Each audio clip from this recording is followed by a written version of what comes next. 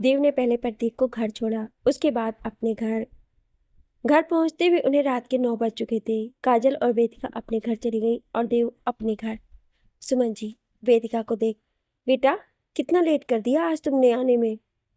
वेदिका उन्हें लड्डू का प्रसाद देते हुए, मम्मा आज संडे था तो कुछ ज़्यादा ही भीड़ थी, बस इसी में लेट हो गए। फिर उसने अपने पापा संजय जी को प्रसाद दिया और चेंज करके आने का कहकर अपने रूम में आ गई। रूम में आकर उसने मुंह हाथ धोया, कपड़े चेंज किए और खाना खाने नीचे आ गई। वेदिका, मम्मा क्या बना है आज खाने में? आज तो पेट में चूहे नाच रहे हैं, अब और कंट्रोल नहीं होता।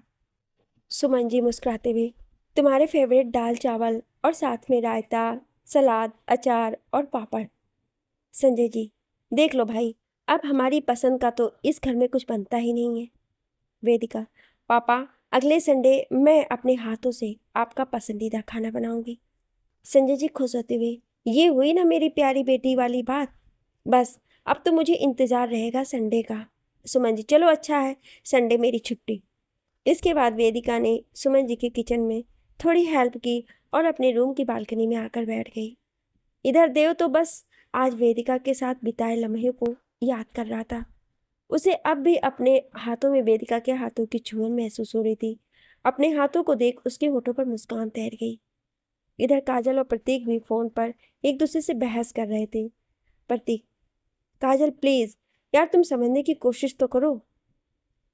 काजल उसकी बात काटकर, प्रतीक आप समझने की कोशिश करिए, आप भाई से बात करिए हमारे बारे में, मुझे पता है वो जरूर समझेंगे। प्रतीक, काजल तुम मुझे थोड़ा टाइम तो दो, मैं बात करूंगा देव से, पर मौका देखकर, अब प्लीज और बहस नहीं। काजल, प्रतीक मैं बस इतना चाहती हूँ कि भाई को कहीं और से हमारे बारे में पता चले, उससे पहले आप उनसे बात कर लो। इसके बाद दोनों ने कुछ देर बात की और सोने चले गए। वेदिका भी बालकनी में कुछ देर बैठने के बाद रूम में आकर सो गई। अगली सुबह वेदिका जल्दी से तैयार होकर नाश्ता कर अपनी जान काजल की दादी से मिलने चली गई। वेदिका सावित्री देवी से, कैसी है मेरी जान, मतलब मेरे दादू की जान, और जोर के खिलखिलाकर हंस पड़ी। उसकी खनकती हंसी सुनकर देव, जो अपनी नानी से मिलने आया था, वहीं रुक गया। सावित्री देवी, हट बदमाश कहेगी, एक तो तुम मुझसे रोज मिलने नहीं आती और कल इतनी अच्छी तरह लड़कियों वाले कपड़े पहने और मुझे दिखाने भी नहीं आई।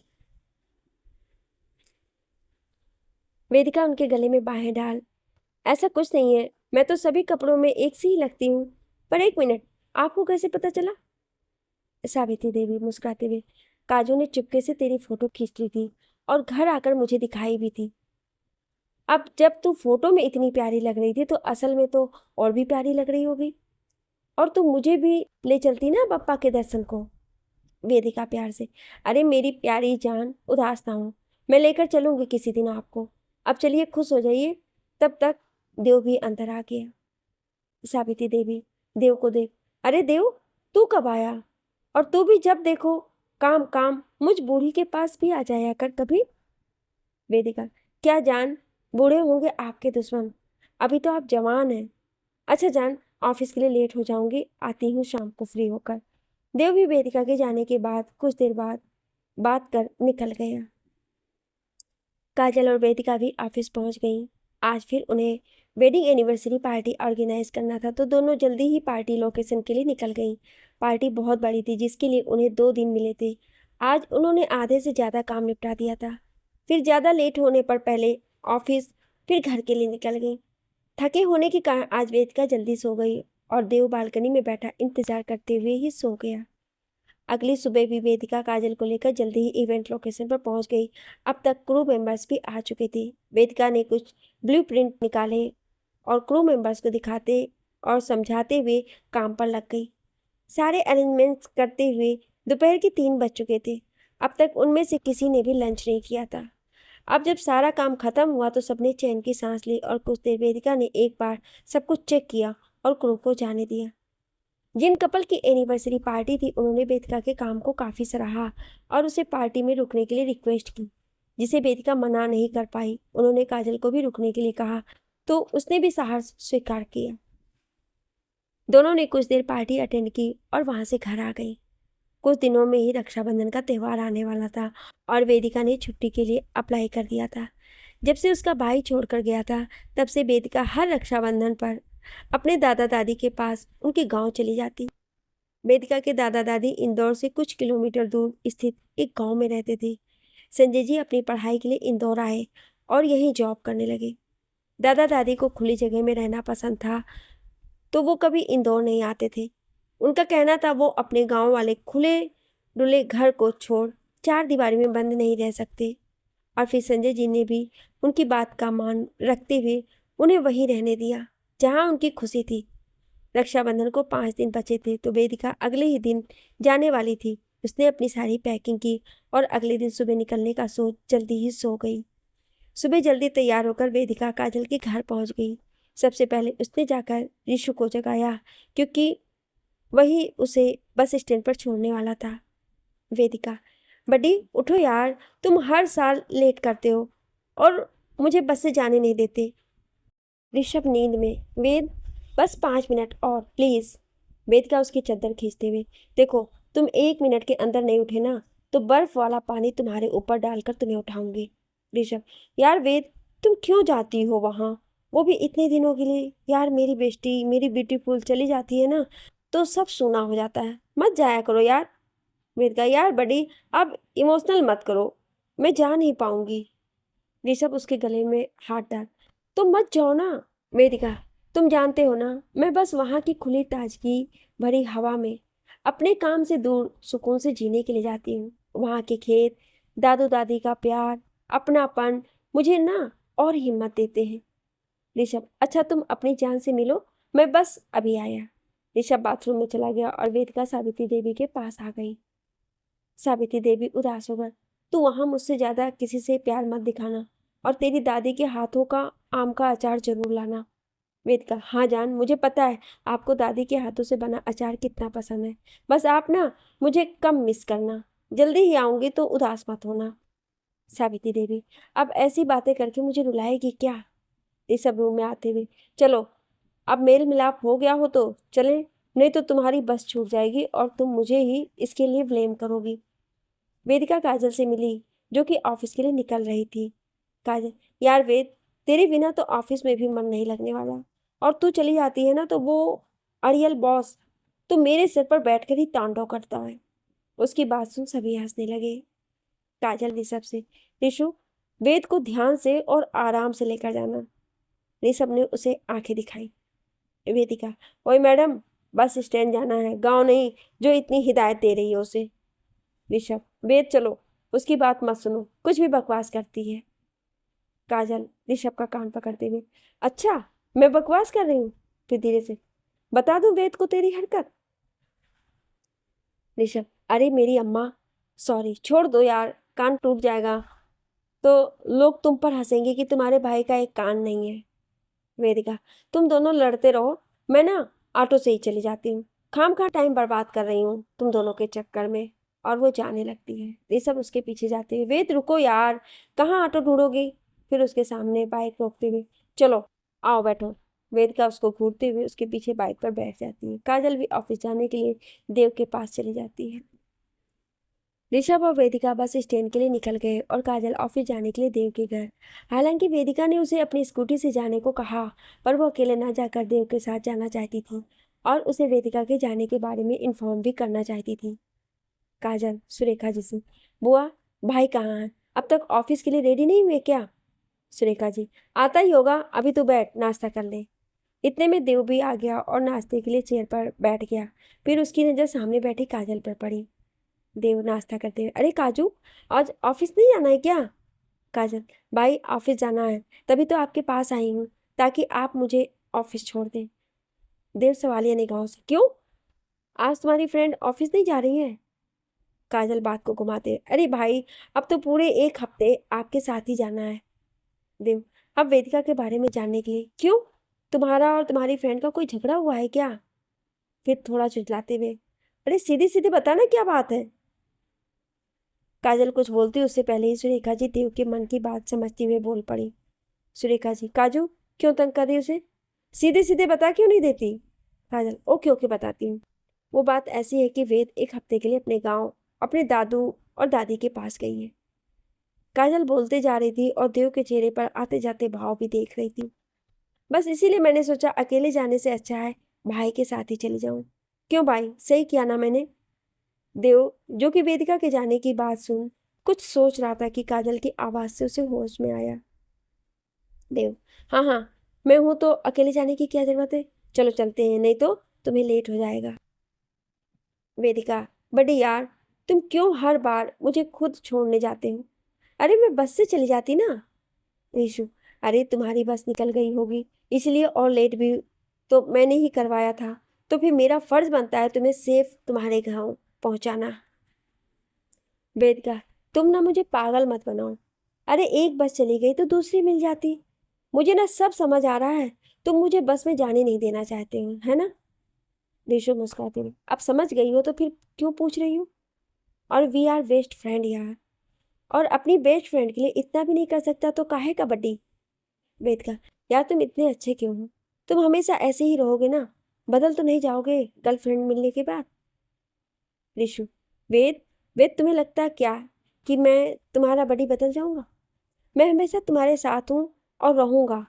तो अब खुशी खुशी ये टाइम अपने दादू और दादी के साथ बिताओ, और हाँ, बस से मत आना, मैं आ जाऊंगा तुम्हें लेने।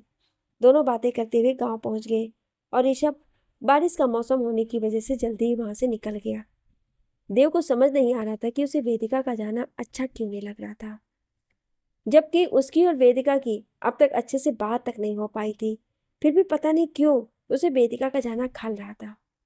वेदिका अपने दादू दादी से मिलकर बहुत खुश थी और दादू और दादी भी उसके आने पर बहुत खुश रहते। वेदिका तो शुरू से ही उनकी लाडली रही थी, क्योंकि उनकी अपनी बेटी ने भाग कर शादी करने के बाद अपने माँ बाप की ओर देखा तक नहीं था। दिन बीतने लगे और इसके साथ ही रक्षाबंधन भी आ गया। वेदिका ने अपने दादू और दादी को ही राखी बांध दी और एक बॉक्स जिसमें वो अपने भाई के लिए राखी रखती थी, उसमें एक और राखी रख दी। उसकी आंखें नम हो चली थी, पर अपने आप को संभालना उसने सीख लिया था। ये जिम्मेदारियां होती ही ऐसी हैं। अच्छा खासा इंसान इनको निभाते हुए खुद को ही भुला बैठता है। जैसे वेदिका जो इतनी चुलबुली सी थी, किसी से बात करने में कोई हिचकिचाहट नहीं, दिन भर यहाँ से वहां फुदकते रहती अपने भाई की दुलारी। पर वही भाई जब जिम्मेदारियों से भाग गया तो उसे अब तक का सब झूठ लगने लगा। बॉक्स में रखी वो दो राखियां उसे रह रहकर पुरानी बातों को याद करा रही थी। उसने बॉक्स बंद किया और दादी से खेत घूमने की जिद करने लगी। देव अपनी बालकनी में बैठा वेदिका की बालकनी की ओर देख रहा था, जो वेदिका के जाने के बाद से सूनी हो पड़ी थी। देव, जो कि हर सुबह और रात को वेदिका को अपनी बालकनी से देखता था, कब उसे देखने की आदत हो चली पता ही नहीं चला। काजल देव के रूम में आते हुए, भाई चलिए ना, राखी नहीं बंधवाना क्या? फिर खुश होकर, हर साल तो मुझे राखी पार्सल करनी पड़ती थी, पर इस बार तो मुझे मौका मिला है आपको राखी बांधने का। देव वेदिका के रूम की बालकनी की ओर देखती, हाँ। काजल उसको ऐसे देख शरारत से, भाई आपको उसकी याद आ रही है क्या? देव खोए, हाँ बहुत। काजल खुश होती हुई, आप उसे पसंद करने लगे हैं ना? देव वैसे ही, हाँ। फिर एक झटके से काजल की ओर पलट कर, क्या क्या बोल रही है? चल जल्दी राखी बांध अब। और वो उठकर चला जाता है और काजल वहीं खड़े होकर हंसने लगती है। काजल, भाई मैं आपको एहसास करवा के रहूंगी आपको बेस से प्यार हो गया। इसके बाद वो भी देव के पीछे चली जाती है। दिन और बीतने लगे और जन्माष्टमी से 2 दिन पहले ही वेदिका इंदौर आ गई और वेदिका को देख देव के चेहरे पर और चमक आ गई। अब वेदिका का ऑफिस जाना फिर स्टार्ट हुआ और 2 दिन बाद जन्माष्टमी पर दही हांडी फोड़ने का कंपटीशन रखा, जो कि हर साल होता है, जिसमें कई सारी टीमें कंपटीशन में हिस्सा लेती और बच्चों के लिए भी छोटा सा अलग सा कंपटीशन रखती, जिसकी सारी अरेंजमेंट ऋषु, वेदिका और काजल ने मिलकर करने का फैसला किया। जन्माष्टमी का दिन भी आ गया और वेदिका जल्दी से तैयार होकर नीचे आई और सुमन जी से कहकर बाहर आ गई और सारी तैयारियां खुद ही करने लगी। इतने में ऋषु और काजल भी आ गए। काजल ने बालकनी में बैठे देव को देखा तो उसे भी आवाज लगा दी। काजल देव से, भाई वहां क्या कर रहे हो? आप भी आ जाओ, ऑफिस का काम तो रोज ही करते हो, कुछ ही देर में देव भी वहां आ गया। सबने मिलकर सजावट करना शुरू किया। गेंदे के पीले और ऑरेंज फूलों की लंबी लटकनें चारों तरफ लटकाकर बीच में बहुत ही खूबसूरत सजी हुई मटकी बांधकर फूलों की लटकन को चारों तरफ से तंबू जैसा आकार देकर लगा दिया। कुछ टेबल लगाकर पानी के गुब्बारे, गुलाल और फूलों की कतरन भी रख दिए थे। काजल ने प्रतीक को भी कॉल कर बुला लिया था, तो वो भी आ गया। मौसम एकदम सुहावना बारिश वाला हो गया था। कंपटीशन शुरू होने में अभी टाइम था, तो वो सब वहीं लगी चेयर्स पे बैठ गए और बातें करने लगे। ऋषु वेदिका से, वेद शर्त लगा लो, आज तो मैं ही जीतने वाला हूँ। वेदिका, हाँ, हम गर्ल्स तो मक्खियां मारते आए हैं ना। ऋषु, 1-2 साल जीत लेने से तुमने कोई तीर नहीं मार लिया। प्रतीक हैरानी से, मतलब वेद तुम भी कंपटीशन में हिस्सा लेती हो। काजल, और नहीं तो क्या, मटकी फोड़ने पर क्या तुम लड़कों का ही कंपटीशन है? अरे हम भी कम नहीं है। वेदिका अपनी शर्ट की कॉलर उठाते हुए, और नहीं तो क्या, और ना देख लेना इस बार भी ये कंपटीशन तो हम गर्ल्स ही जीतेंगे। देव, जो कि अब तक खामोशी से सबकी बातें सुन रहा था, वेदिका की बात सुनकर बोल ही पड़ा। देव, भाई अब तो ये हमारी इज्जत का सवाल है, और अब ये कंपटीशन तो हम ही जीतेंगे, और हारने वाली टीम को जीतने वाली टीम की बात माननी होगी। बोलो मंजूर? वेदिका फीकी मुस्कुराहट देकर, देखेंगे तीनों लड़के एक साथ, देख लेना। काजल वेदिका को खींचकर, चल यार अपनी टीम को देखते हैं। वो दोनों चली जाती हैं। उसके बाद ऋषु देव से, भाई कहाँ चैलेंज कर बैठे हैं इन लड़कियों को, और स्पेशली वेद को कम मत समझिए, हर साल वही जीतती आई है ये कंपटीशन। प्रत्येक ऋषु के कंधे पर हाथ रख, चिल ब्रो, अपना देव है ना, सब संभाल लेगा। देव, ओए क्या है, क्या संभाल लेगा? मैंने तो आज तक ऐसे किसी कंपटीशन में हिस्सा नहीं लिया, ये तो तुम दोनों की वजह से बोला है मैंने। ऋषु और प्रतीक हैरानी से आंखें फाड़े उसे ही देखे जा रहे थे। देव, अरे अब ऐसे क्या देख रहे हो, चलो कोई अच्छी टीम देखते हैं जिसके बल पर हम जीत सके। प्रतीक, यार तू उनके सामने तो ऐसे कॉन्फिडेंस से बोल रहा था जैसे तू मटकी फोड़ने में चैंपियन हो। ऋषु, और नहीं तो क्या भाई, ऐसे कौन बिना सोचे समझे चैलेंज करता है, वो भी तब जब आप खुद अनाड़ी हो। देव, अब क्या पूरे दिन यहीं बैठे प्रवचन देना है, या अपनी इज्जत बचाने का इंतजाम भी करना है? इधर वेदिका तो अपने में मस्त थी, पर काजल को डर था कहीं हार गए तो लड़के तो ताने मार मार कर जीना ही हराम कर देंगे। लड़के भी टेंशन में थे कि चैलेंज तो कर दिया, पर हार गए तो इज्जत का कचरा हो जाएगा। वेदिका को तो कोई टेंशन नहीं था, उसकी टीम पहले से ही तैयार थी। टेंशन तो लड़कों को हो रही थी, क्योंकि ऋषु तो हर साल दही हांडी में हिस्सा लेता, पर देव और प्रतीक तो इसमें अनाड़ी थे, और टीम के भी अते पते नहीं थे। देव यहाँ से वहाँ चक्कर काटते हुए, ऋषु तेरी पिछली वाली टीम कहाँ है, उसे ही बुला ले।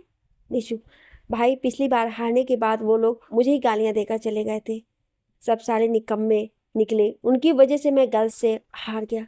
अब तो आप दोनों ही कुछ करो, मैं तो चला। देव, अरे रुक ना, कहाँ चला? अब जब ओखली में सर दिया है तो मुसल से क्या डरना, नहीं, और फिर कोशिश करने में क्या जाता है। देव ने कह तो दिया, पर खुद ही अपने आप को कोस रहा था, क्यों बिना सोचे शर्त लगा बैठा।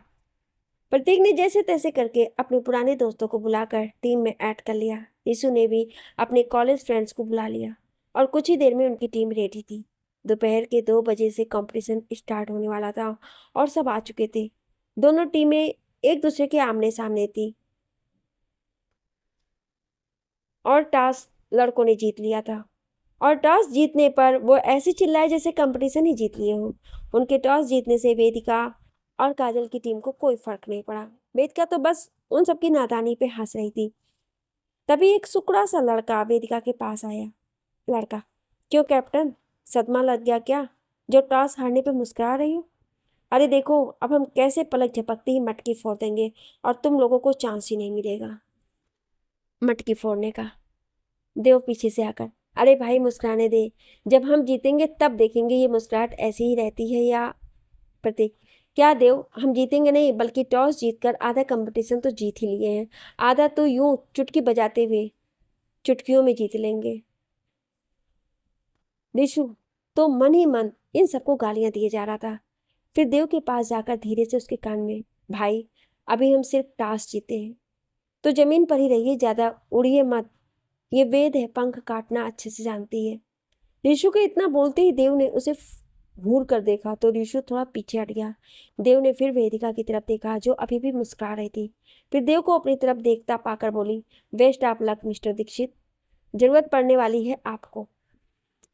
इसके बाद लड़कों ने कुछ प्लानिंग करी और पिरामिड बनाने लगे।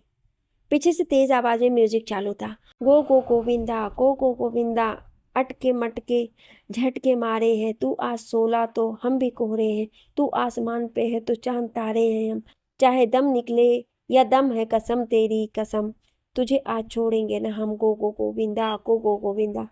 पिरामिड बनाते हुए लगभग मटकी के पास पहुंच ही चुके थे। आखिर में देव ने उस टुकड़े से दिखने वाले लड़के को ऊपर चढ़ने को कहा और खुद भी उसके साथ ही चढ़ने लगा। ऊपर पहुंचते ही उस लड़के ने डर के मारे आंखें बंद कर ली।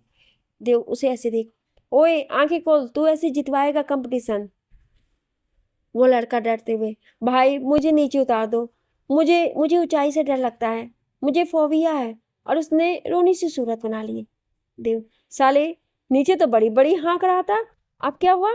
फिर प्रतीक से, अबे प्रतीक कैसे कैसे लोगों को ले आया है, ये ऐसे जीतेंगे हम कंपटीशन? नीचे से लोगों ने उन्हें बहस करते देख पानी वाले गुब्बारे फेंकना शुरू कर दिया और वो लोग आपस में लड़ते हुए ही बैलेंस बिगाड़ने से नीचे आ गिरे।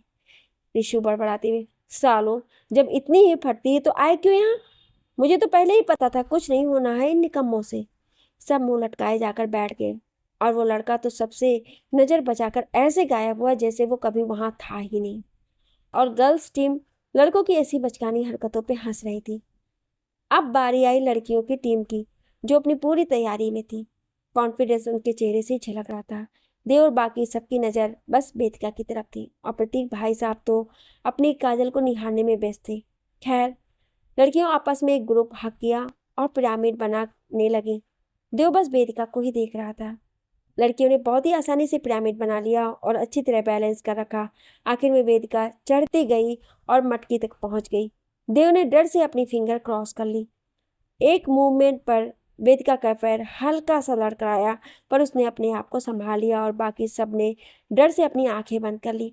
वेदिका ने मटकी को नारियल से तोड़ दिया, जिसमें से सारा माखन उस पर आ गिरा और बाकी सब ने भी मटकी फूटने की आवाज़ से जोर से तालियां बजाना शुरू किया। सबके चेहरे पर स्माइल आ गई।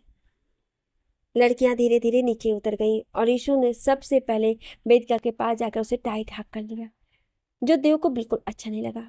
वेदिका, बडी क्या हुआ? मैं ठीक हूँ, देखो तुम्हारे सामने हूँ। यीशु ने अब भी वेदिका को कसकर पकड़ रखा था। बडी यार देखो, तुम ऐसे करोगे तो मैं अगली बार से दही हांडी में हिस्सा नहीं लूंगी। ऋषु वेदिका से दूर हुआ तो उसकी आंखों में आंसू देख वेदिका की आंखें नम हो गई। देव दूर से ही उन दोनों को देख रहा था कि काजल देव के पास पहुंच गई। काजल देव को देखकर, क्या हुआ भाई, आप उन दोनों को ऐसे क्यों देख रहे हैं? देव, क्या तुझे अब भी लगता है कि इन दोनों के बीच कुछ नहीं है? काजल, भाई मैंने आपको बताया ना, ये दोनों एक दूसरे के काफी क्लोज हैं और जैसा आप सोच रहे हैं वैसा कुछ नहीं है दोनों के बीच। और आप टेंशन मत लो, आपका रास्ता एकदम क्लियर है। और उसके चेहरे पर एक शरारती मुस्कान तैर गई। देव, क्या कहा? और क्या मतलब रास्ता क्लियर? काजल, भाई मैं जानती हूँ आप माने या ना माने, पर आप वेद को पसंद करने लगे हैं। तभी तो जब भी आप ऋषु और वेद को साथ देखते हैं तो आपके चेहरे के हाव भाव बदल जाते हैं। और अगर ऐसा नहीं है तो वेद किसी के भी साथ हो, आपको फर्क नहीं पड़ना चाहिए। देव उसकी तरफ हैरानी से देखते हुए, तू पागल हो गई है क्या? कुछ भी बोल रही है? मुझे क्यों फर्क पड़ने लगा? मुझे फर्क नहीं पड़ता। फिर वो अपनी ही बातों को सही करते हुए वहां से बड़बड़ाते हुए चला गया। ऋषु वेदिका से, तुम्हें पता है जब तुम लड़खड़ाई तो मेरी तो सांस ही अटक गई थी। अगर तुम गिर जाती और चोट लग जाती तो? वेदिका, बड़ी कुछ नहीं हुआ है मुझे। और यार, अब इस जीत की खुशी में सेलिब्रेट तो बनता ही है ना। और ऋषि उसकी बात करते हुए, और पार्टी मेरी तरफ से होगी, बोलो कहाँ चलना है सेलिब्रेट करने के लिए? वेदिका, अरे ऐसे कैसे, वो तुम्हारे दो चेले कहाँ हैं? बड़े फुदक रहे थे ना। और हाँ, पार्टी तो टेरेस पर होगी, वो भी मस्त दाल बाटी वाली, और हम सब मिलकर बनाएंगे। काजल दोनों के पास आते हैं, वाओ क्या मस्त आइडिया है, आज तो मजा आ जाएगा। ऋषु, अरे तो फिर चलो, वैसे भी 5 तो बज ही गए हैं और तैयारी भी करनी पड़ेगी टेरेस पर खाना बनाने के लिए। काजल, अच्छा तो भाई को और प्रतीक को लेकर आती हूँ, तुम दोनों चलो। कुछ देर बाद तीनों घर के सारे बड़े लोग काजल के टेरेस पर और बाकी वेदिका के टेरेस पर खाना बनाने का इंतजाम कर रहे थे। देव, ऋषु और प्रतीक वेदिका के पापा को भी सहारा देकर टेरेस पर लेकर आ गए, जिससे सभी बहुत खुश हो गए। इधर बड़े लोगों ने अपनी महफिल जमाई हुई थी और वेदिका, काजल और ऋषु खाना बनाने के लिए बहस कर रहे थे, क्योंकि देव और प्रतीक को तो खाने के सिवा कुछ आता ही नहीं था। उनको आपस में बहस करते देख सुमन जी ने उन्हें काम बांट दिया और वापस चली गई। अब सब काम में लग गए और देव को तो प्याज काटना भी नहीं आ रहा था। तब वेदिका ने उसे प्याज काटना बताया। बताते हुए वेदिका ने कई बार देव का हाथ पकड़ा। देव तो बस प्यार से वेदिका को देख रहा था और वेदिका ने भी देव की नजरें खुद पर महसूस की तो वो वहां से उठकर चली गई। कुछ 1-2 घंटे में उन लोगों ने सबके लिए दाल और बाटी बना ली और सावित्री देवी की फरमाइश पर वेदिका ने केसर वाली खीर बनाई थी, जिसकी खुशबू से ही सबके मुंह में पानी आ रहा था। इसके बाद सबने मिलकर खाना खाया। उसके बाद खीर सबने वेदिका की तारीफ की, बस देव को छोड़कर। देव ने इससे पहले कभी खीर नहीं खाई थी, क्योंकि उसे खीर देखने में ही अच्छी नहीं लगती थी। उसका मन ही नहीं करता था खाने को। आज पहली बार उसने खीर खाई और वो भी वेदिका के हाथों की बनी और उसे बहुत टेस्टी लगी। सुरेखा जी भी देव की खीर खाने पर मुस्कुराए बिना नहीं रह पाई। प्रतीक जल्दी घर चला गया। कुछ देर टेरेस पर घूमते बात करते सब अपनी अपनी छत से नीचे चले गए। ऋषु और काजल भी अपनी छत से नीचे चले गए और आखिर में देव और वेदिका ही रह गए। तो वेदिका भी जाने के लिए पलटी तो देव ने पीछे से हाथ पकड़ लिया। देव के इस तरह हाथ पकड़ने से वेदिका का दिल बेहिसाब धड़कने लगा। वेदिका की हिम्मत नहीं हो रही थी देव की तरफ पलटने की, तो उसी तरह खाई रही। देव उसके करीब जाकर उसके कान में हल्के से फुसफुसाया, आज की जीत के लिए कांग्रेचुलेसन। और खीर बहुत टेस्टी थी, पहली बार खाई, वो भी तुम्हारे हाथों से बनी, और हमेशा तुम्हारे हाथों से बनी खीर ही खाना चाहता हूँ। इतना कहकर देव भी अपने घर चला गया। वेदिका तो देव के इतने करीब होने से ही बर्फ जैसे जम सी गई। वो अपनी धड़कनों पर काबू नहीं कर पा रही थी। लग रहा था जैसे अभी बाहर आ जाएगा। तभी उसे नीचे से सुमन जी की आवाज आई और वो अपना सिर झटक नीचे आ गई। वेदिका अपने रूम में आई और नाइट सूट पहन बालकनी में आकर बैठ गई। उसे अब भी अपने कानों में देव की फुसफुसाहट महसूस हो रही थी। वो चाह कर भी वहां से अपना ध्यान हटा नहीं पा रही थी। कुछ देर बाद उसने अपनी नजरें उठाई तो सामने बालकनी में बैठे देव को अपनी ओर देखते हुए पाया। उसने देव को देखकर हल्की मुस्कान दी और रूम में आकर सो गई। देव ने जब वेदिका को अपनी ओर मुस्कुरा कर देखते पाया तो उसके होठों पर भी बड़ी सी मुस्कान आ गई और वो अपने बालों में हाथ घुमाते हुए रूम में चला गया। रात को लेट सोने की वजह से आज फिर वेदिका हमेशा वाले टाइम पर ही उठी और जल्दी से तैयार होकर कॉलेज के साथ ऑफिस के लिए निकल गई। शाम को ऑफिस से आकर सावित्री देवी से मिलकर घर आई गई और फिर मुंह हाथ धोकर नीचे आकर अपने और सबके लिए चाय बना लाई। इधर प्रतीक ने काजल के बार बार कहने पर बड़ी हिम्मत दिखाकर देव को अपने और काजल के बारे में बताया, जिसे सुनकर पहले तो देव ने गंभीर चेहरा लिया, प्रतीक को घूर कर देखा, जिससे प्रतीक भी कुछ पल के लिए डर गया। प्रतीक मन में, ये घूर तो ऐसे रहा है जैसे अभी के अभी मेरे सारे दांत ही तोड़ देगा। तभी देव ने उसके कंधे पर हाथ रखा तो प्रतीक ने कस के आंख बंद कर जोर से बोलने लगा, सॉरी सॉरी, मैं आज के बाद तेरी बहन की तरफ नहीं, किसी की बहन की तरफ आंख उठाकर भी नहीं देखूंगा। देख, मैं तेरी कसम खाकर नहीं, मेरी कसम खाकर कह रहा हूँ। तभी उसे देव के हंसने की आवाज़ सुनाई दी तो उसने अपनी आंखें खोल देव को हैरानी से देखा, जो अभी की हुई प्रतीक की हरकत पर पेट पकड़कर हंसे जा रहा था। तभी प्रतीक उसकी पीठ पर बंदर की तरह लपकते हुए, साले, यहाँ मेरी जान निकली जा रही थी कि पता नहीं ये बहन का भाई मेरा क्या हाल बनाएगा, और तू मुझे डराकर मुझ पर हंस रहा है। देव, तो तेरी हरकतें ही ऐसी है कि किसी को भी हंसी आ जाएगी। साले, कॉलेज में भी ऐसा ही था, अब तो सुधर जा। तेरी हरकत देख कोई कह ही नहीं सकता है कि तू किसी सॉफ्टवेयर कंपनी का मालिक है। और तू टेंशन ना ले, मेरी काजू के लिए तुझसे अच्छा लड़का कहीं नहीं मिलेगा। देव ने आगे बढ़ प्रतीक को गले लगा लिया। प्रतीक भी अब खुश था। प्रतीक, यार, तू जब भी ऐसे घूर कर देखता ना तो मेरी तो जान ही सूख जाती है। मुझे लगा अब पता नहीं क्या करेगा तू मेरे साथ। इसके बाद दोनों अपने अपने काम को लेकर बातें करने लगे। कुछ दिनों बाद सभी के ऑफिस में 15 अगस्त की छुट्टी थी, तो वेदिका आज आराम से उठने वाली थी। काजल सुमन जी से, आंटी वेद कहाँ है? उठी नहीं क्या अभी तक? सुमन जी, अरे कहाँ, आज छुट्टी है और छुट्टी के दिन वेद जल्दी उठ जाए, ऐसा हो सकता है भला? चल, तू आ गई है तो बैठ नाश्ता कर ले। मैंने आज नाश्ते में इडली सांभर बनाया है। काजल बैठकर नाश्ता करते हुए बीच बीच में तारीफें भी करती जा रही थी। अच्छा आंटी, मैं वेद को जगा देती हूँ। आज टीवी पर DDLJ आने वाली है। और वो वेदिका के रूम में चली गई। काजल ने वेदिका को उठाने की बहुत कोशिश कर ली, कभी उसको जोर के हिलाकर, कभी गुदगुदी करके, कभी कंबल छीनकर, पर मजाल है वेदिका पर जरा भी असर पड़ता। काजल बड़बड़ाते हुए, ये भी कुंभकर्ण की बहन ही होगी। फिर जीत भरी मुस्कान से, अब बेटा देख तू कैसे नहीं उठती है। फिर बाथरूम में जाकर बाल्टी भर पानी लेकर आई और पूरा का पूरा वेदिका पर डाल दिया, जिसे वेदिका हड़बड़ाकर उठ गई।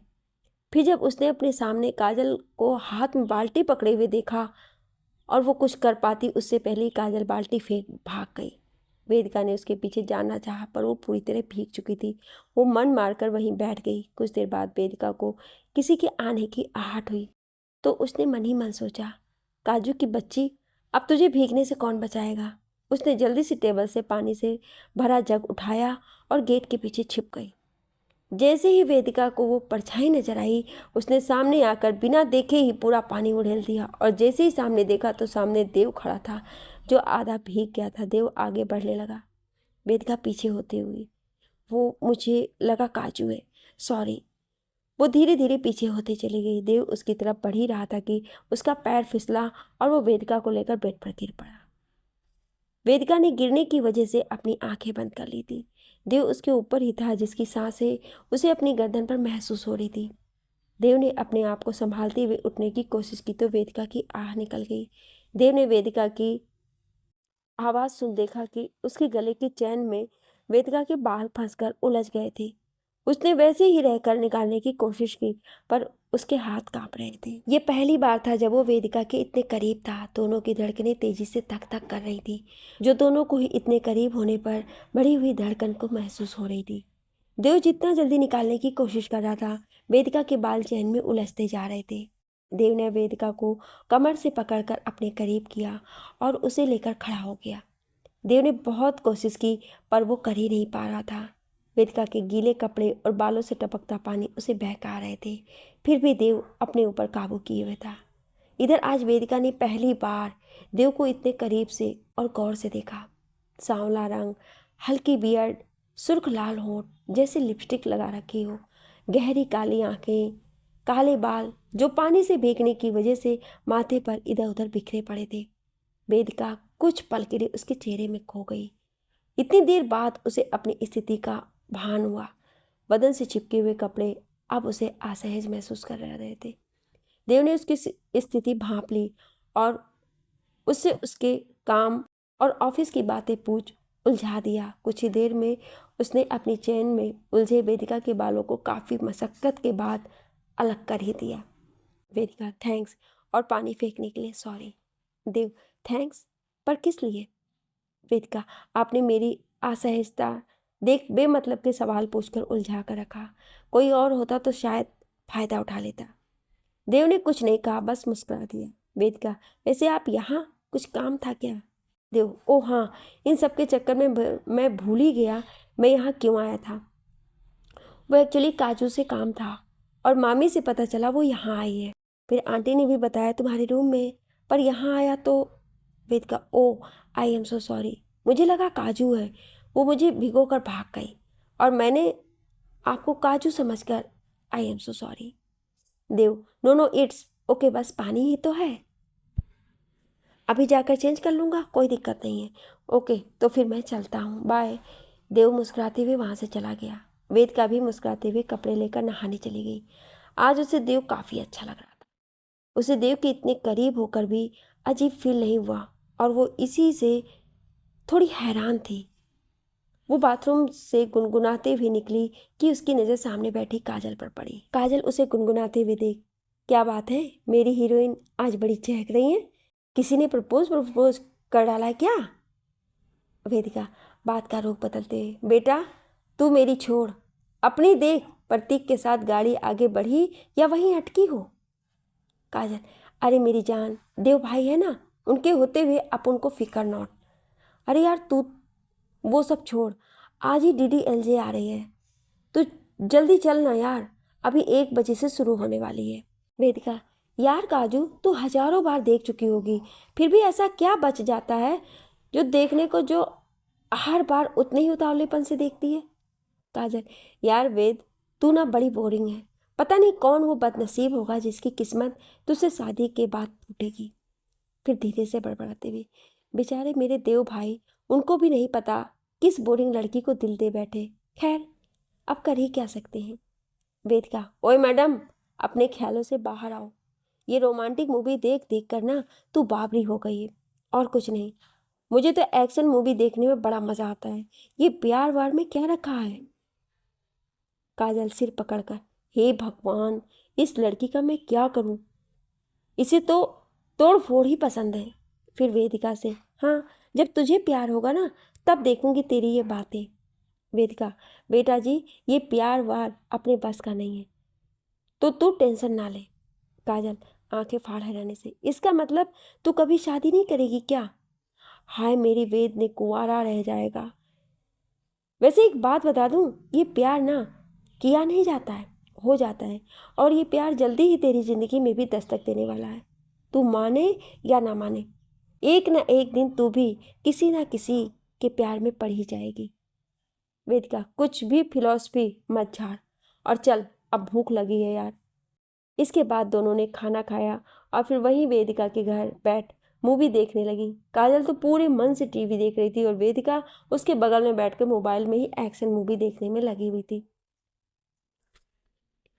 और अपने हाथ पैर भी चला रही थी। और काजल उसकी इस हरकत से परेशान हो गई थी। उसने वेदिका से मोबाइल छीन लिया तो वेदिका उसकी गोद में सर रखकर चुपचाप मूवी देखने लगी और मूवी देखते हुए ही उसे नींद आ गई। काजल ने वेदिका की कोई हरकत ना पाकर झुककर उसकी तरफ देखा तो अपना सिर पीट लिया। काजल, ये लड़की सच में कुंभकर्ण है, अरे अभी तो सोकर उठी अब फिर सो गई। सुमन जी चाय का कप काजल को थमाते हुए, तुझे तो पता है ये हमेशा एक्शन फिल्में ही देखती है, ऐसी फिल्में देखकर तो इसे नींद ही आती है, पता नहीं इसको वो मार कूट वाली फिल्मों में क्या मजा आता है। कुछ देर में सुरेखा जी भी आ गई और वो भी बातें करते हुए फिल्म देखने लगी। फिल्म खत्म होते ही वेदिका भी उठ गई और सामने सुरेखा को ही बैठे देख हड़बड़ा गई। वेदिका, अरे आंटी आप कब आई? वो मुझे नींद आ गई थी तो पता ही नहीं चला। मम्मा, आपने मुझे उठाया क्यों नहीं? सुरेखा जी, अरे बेटा कोई बात नहीं, छुट्टी वाले दिन ही तो सोती हो, इसमें कोई बुराई नहीं है। मैं तो देव से भी कहती हूँ आराम कर ले, पर उसे तो छुट्टी वाले दिन भी चैन नहीं। सुमन जी, इतना काम करता है, मेहनत करता है, तभी तो इस मुकाम पर पहुंचा है तुम्हारा बेटा। अरे वेद बेटा जाओ, सबके लिए चाय बना कर ले आओ। वेदिका, जी मम्मा कहकर काजल को भी अपने साथ ले जाती है, पर काजल तो अभी भी फिल्मी की दुनिया में ही खोई हुई थी।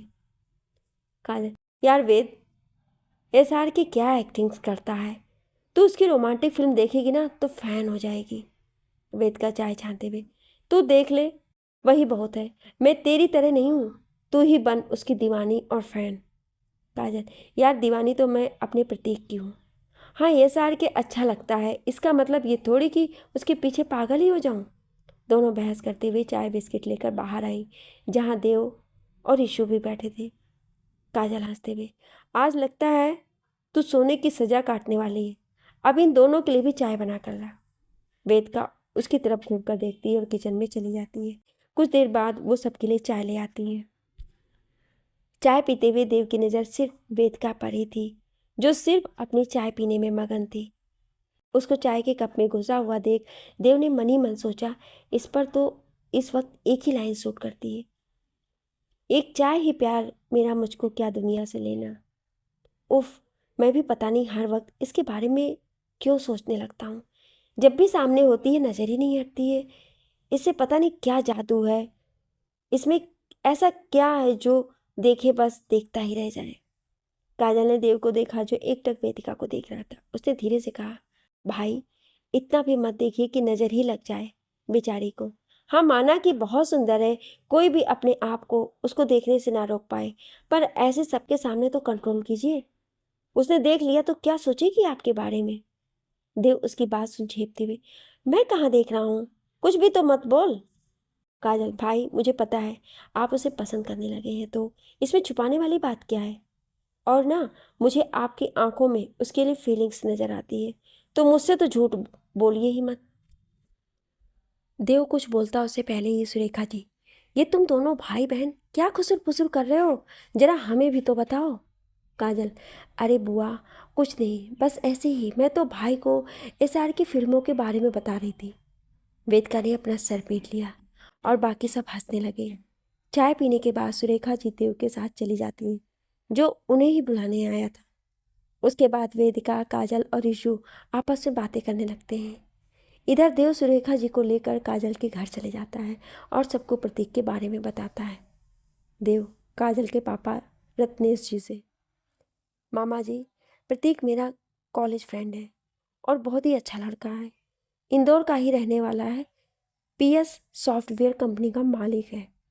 फैमिली में बस उसके पापा ही हैं। हमारी काजू को पसंद करता है और शादी भी करना चाहता है। आप कहें तो मैं आपको उससे मिलवा दूं।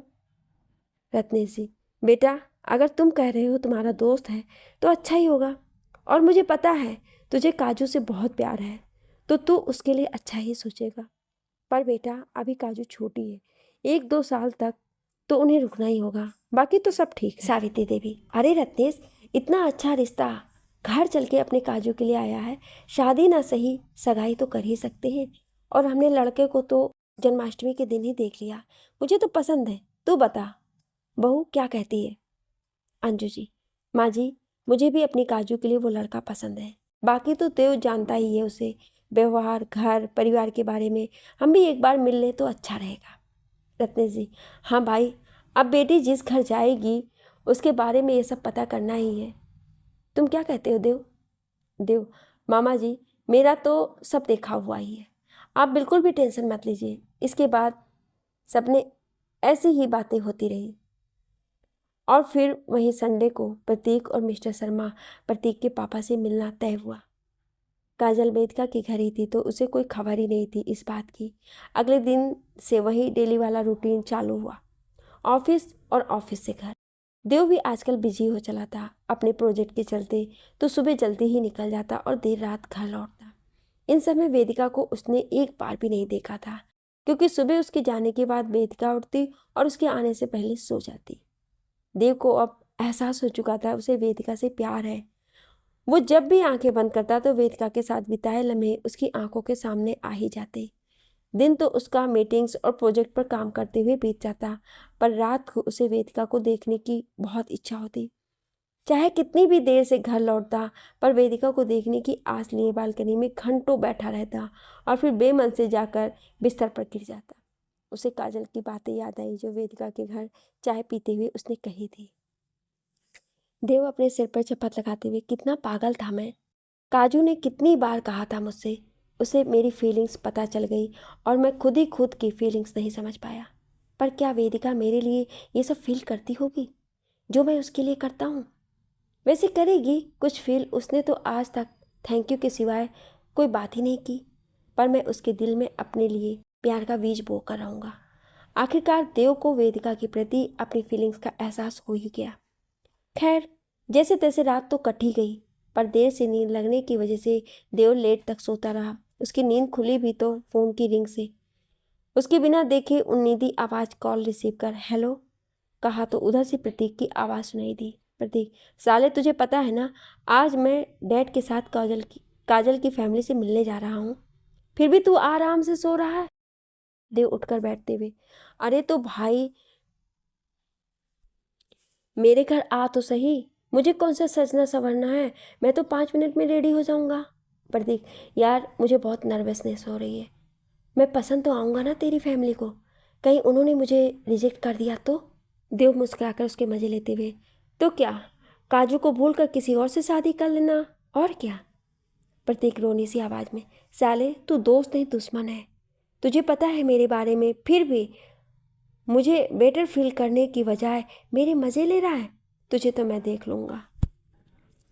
देव, अच्छा बेटा तो देख लेना, तुझे देखने से कौन मना कर रहा है, आराम से देख लेना, पर अभी मुझे थोड़ा और सोच लेने दे। प्रतीक रिक्वेस्ट करते हुए। यार सुन ना, देख, तू तो मेरा यार है, तू प्लीज संभाल लेना। देव, हाँ, अभी आ तो सही, और टेंशन मत ले, मैंने बात कर ली है मामा जी से, मतलब कि तेरे होने वाले ससुर जी से। ये मिलना मिलाना तो बस एक फॉर्मेलिटी है और कुछ नहीं। चल अब लेट होकर अपने इम्प्रेशन खराब मत कर, और जल्दी से टाइम पर अंकल के साथ आ जा। देव कॉल कट कर बालकनी में आ गया। अब जिसके बारे में सोच सोच कर रात काटी, उसे देखने के लिए ये बालकनी ही एक सहारा थी। और जैसा कि उसने सोचा था वेदिका बालकनी में होगी, ऐसा कुछ नहीं हुआ, और वो उदास चेहरा लिए नहाने चला गया।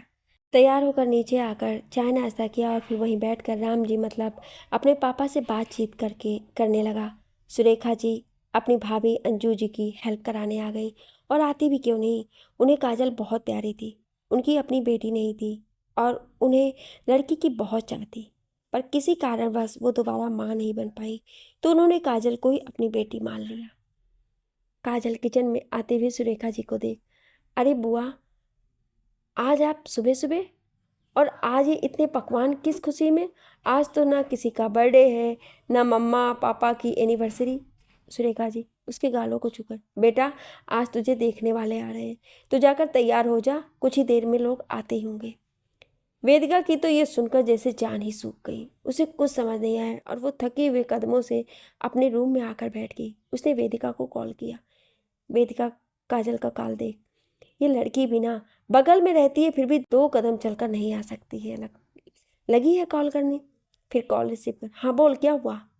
काजल रोते हुए, वेद कुछ करना, मुझे लड़के वाले देखने आ रहे हैं, और अगर पापा को पसंद आ गया तो मैं मना नहीं कर पाऊंगी, पर मैं प्रतीक से बहुत प्यार करती हूँ, मैं उसके बिना मर जाऊंगी। वेद का काजल के ऐसे रोने से परेशान हो गई। उसने काजल को शांत करने रहने को कहा। काजू, काजू पहले तू रोना बंद कर, और तू तो कह रही थी तेरे भाई सब संभाल लेंगे, तू बात कर उनसे, शायद कुछ बात बन जाए। काजल, वेद, मैं अपने बड़े भाई से खुद अपने और प्रतीक के बारे में कैसे बात करूंगी? नहीं वेद, मुझ में इतनी हिम्मत नहीं है। और फिर वो और रोने लगी। वेदिका ने उसे शांत कराकर खुद देव से बात करने का फैसला लिया। उसने काजू से देव का कॉन्टैक्ट नंबर लिया और उसे जल्दी से अपने घर आने को कहा। देव तो वेदिका के बुलाने से खुश हो गया। वो जल्दी से वेदिका के घर पहुंचकर सुमन जी से मिलकर वेदिका के रूम में पहुंच गया। देव ने रूम का गेट नॉक किया तो वेदिका ने उसे अंदर आने को कहकर बैठने का कहकर खुद वहां रखे टेबल से टिक कर खड़ी हो गई। देव, हाँ कहो, क्यों बुलाया तुमने? कहते हुए वो भी उसके सामने जा खड़ा हुआ।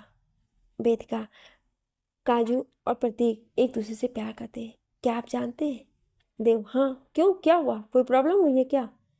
वेदिका गुस्से से, मिस्टर दीक्षित, जब आपको पता है तो आपने अंकल से बात क्यों नहीं की इस बारे में? काजू को कितना भरोसा था आप पर कि आप सब संभाल लेंगे, और आपने क्या किया? आपको पता भी है आज काजू को देखने वाले लड़के आ रहे हैं, और आप आराम से अपने घर में बैठे हैं, और वहाँ आपकी बहन। देव उसके करीब आकर उसके होठों पर उंगली रख, प्रतीक और उसके डैडी आ रहे हैं काजू को देखने। मैंने सबको यही बताया है कि प्रतीक काजू को पसंद करता है, ये नहीं बताया कि काजू भी उसे पसंद करती है। फिर उसके होठों से अपनी उंगली हटाते हुए, और एक बात, मैं बूढ़ा नहीं हुआ हूँ जो तुम मुझे मिस्टर दीक्षित कहकर बुलाती हो, अच्छा खासा नाम है वो लिया करो। वेद का हैरानी से आंखें बड़ी करके, प्रतीक ही वो लड़का है जो काजू को देखने आ रहा है, तो आपने उसे बताया क्यों नहीं? मैं अभी जाकर उसे बता कर आती हूँ, बेचारी कितना परेशान हो रही होगी। इतना कहे वो जाने लगती कि देव उसे कमर से पकड़कर अपनी तरफ खींच लेता है।